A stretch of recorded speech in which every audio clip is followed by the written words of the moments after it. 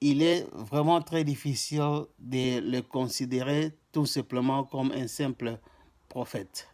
Par exemple, Papa Simon Kimbangu continue d'apparaître aux gens jusqu'aujourd'hui physiquement. Donc, il est mort le 12 octobre 1951 après 30 ans d'emprisonnement. Mais aujourd'hui, il réapparaît partout. En Afrique, en Europe, en Amérique. C'est vraiment un mystère que nous tous essayons de comprendre. Mais Papa Simon Kimbangu a laissé beaucoup de prophéties. Des prophéties ayant trait à l'esclavage, à la colonisation et également aux indépendances africaines. Il faut noter ici que pendant que Papa Simon Kimbangu était en prison de 1921 à 1951, il apparaissait partout en Afrique, surtout avec le but de guider les pionniers des indépendances africaines. Nous faisons allusion ici aux personnalités telles que Houphouët-Boigny, Serere,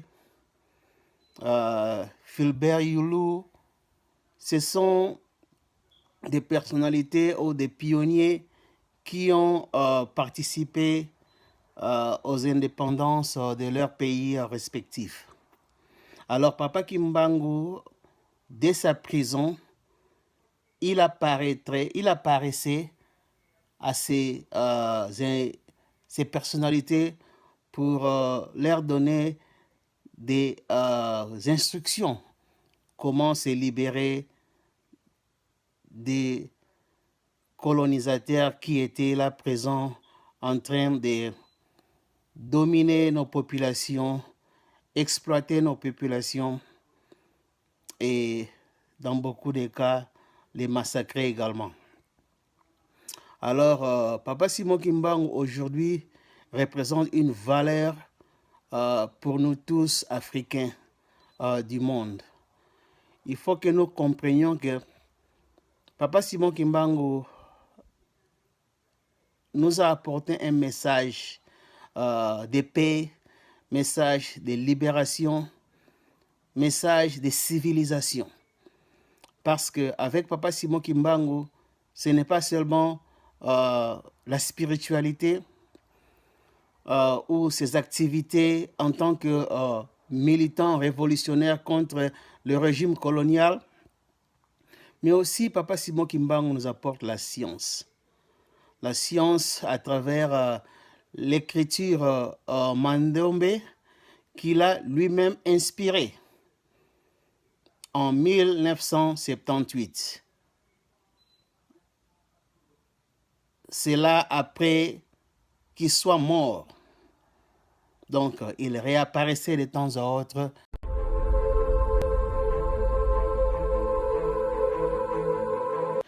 Ce message sur Papa Simon Kimbangu, je l'ai déjà fait en anglais. Mais j'estime qu'il y a peut-être une audience francophone qui serait peut-être intéressée de connaître Papa Simon Kimbangu. Comprenez que nous avons toujours cette expérience de la colonisation qui nous plague partout où nous allons. La plupart ou une grande partie, dirais-je, des Africains s'expriment en français et c'est là dans le continent, en dehors du continent, vous avez les Antilles où vraiment une grande partie des prophéties de Papa Simon Kimbangu concernent cette population qui a quitté l'Afrique à travers l'esclavage. Donc, nous pensons à eux. Nous pensons également aux Africains sur le continent, nos frères et sœurs tels que les Camerounais, les Ivoiriens, les Gabonais, qui sont tous compris dans la prophétie de Papa Simon Kimbangu. Alors, c'est pour cela que je répète ce message en français pour, n'est-ce pas, permettre à nos frères et sœurs qui parlent cette langue pour mieux cerner qui est Papa Simon Kimbangu. Donc, Papa Simon Kimbangu est une personnalité très importante pour nous tous qui sommes de la descendance africaine. Que vous soyez sur le continent ou dans la diaspora, il est important pour nous de connaître qui est Papa Simon Kimbangu. Papa Simon Kimbangu est né le 12 septembre 1887 au Congo, Kinshasa aujourd'hui. C'était une personnalité très importante lors de l'occupation belge du Congo dans les années 1920. Il est apparu de son village à Nkamba et il a mis en défi les institutions coloniales de l'époque avec une parole forte et aussi avec beaucoup de prodiges et de miracles qui l'ont accompagné. Disons que Papa Simon Kimbangu a été considéré comme prophète, mais quand vous examinez de près les attributs d'un prophète et ce que Papa Simon Kimbangu représente aujourd'hui, il est vraiment très difficile de le considérer tout simplement comme un simple prophète. Par exemple, Papa Simon Kimbangu continue d'apparaître aux gens jusqu'aujourd'hui physiquement. Donc, il est mort le 12 octobre 1951 après 30 ans d'emprisonnement, mais aujourd'hui, il réapparaît partout, en Afrique, en Europe, en Amérique. C'est vraiment un mystère que nous tous essayons de comprendre.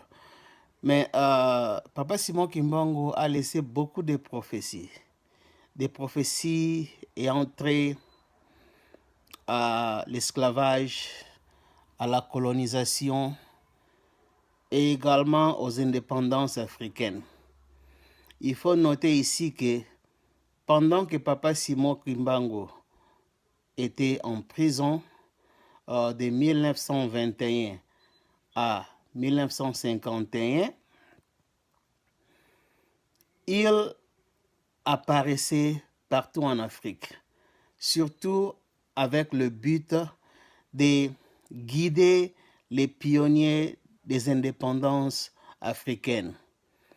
Nous faisons allusion ici aux personnalités telles que Houphouët-Boigny, Serere, Fulbert Youlou. Ce sont des personnalités ou des pionniers qui ont participé aux indépendances de leurs pays respectifs.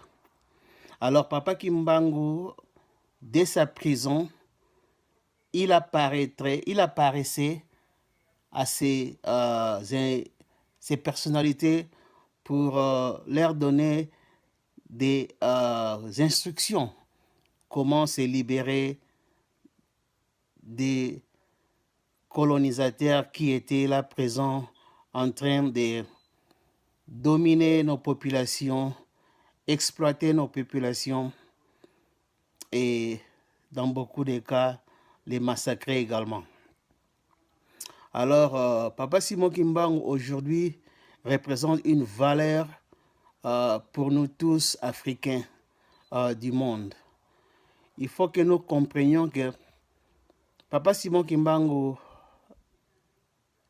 nous a apporté un message de paix, message de libération, message de civilisation. Parce qu'avec Papa Simon Kimbangu, ce n'est pas seulement la spiritualité ou ses activités en tant que militant révolutionnaire contre le régime colonial, mais aussi Papa Simon Kimbangu nous apporte la science.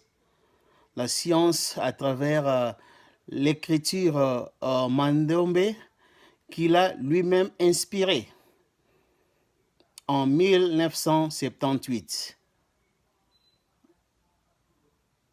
C'est là après qu'il soit mort. Donc, il réapparaissait de temps à autre, nous apportait des messages.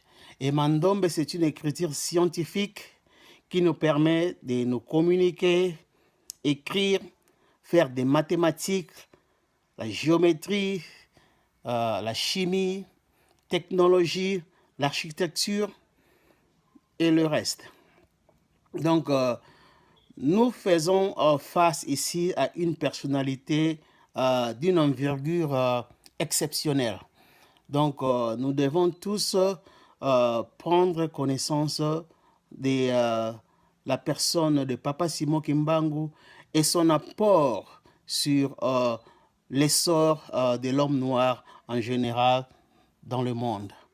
Donc, ce message, cette vidéo, c'est juste pour brosser une introduction juste préliminaire pour faire connaître à ceux qui ne le connaissent pas encore Papa Simon Kimbangu, qu'est-ce que signifie pour nous Africains. Merci beaucoup pour votre attention à ce message.